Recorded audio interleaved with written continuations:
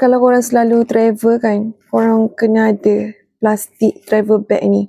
Okay, fungsi dia untuk kita letaklah barang-barang mini kita kan. Macam berus gigi, pencuci muka kita, scrub kita, benda-benda basah boleh kan.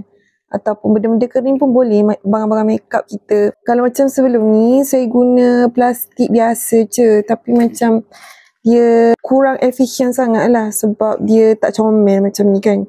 Kita nak yang comel-comel. Lepas tu kat atas ni pula dia boleh tarik untuk kemaskan. Contoh kan.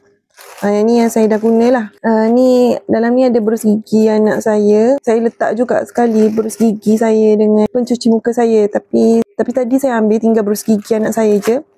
So kalau contoh korang nak guna, korang ambil je and then korang letaklah barang-barang korang apa semua. Letak macam tu kan.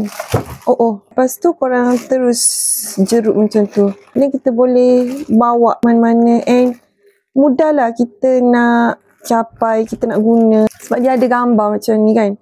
So kita ingat.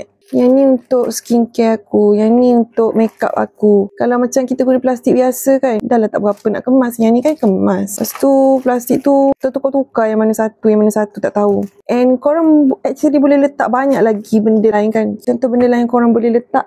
Kalau korang ada anak kan, kalau korang nak pergi mana-mana, nak pergi sekejap je, korang boleh letak pampers dia dalam plastik ni. And then boleh letak tuala dia dalam ni.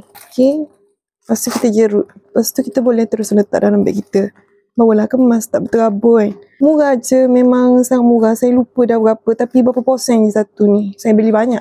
And dia ada banyak corak juga. Memang sangat balai, sangat kemas dan sangat comel. Kalau korang nak dapatkan sekarang, boleh klik link produk yang saya dah tag dalam video ni.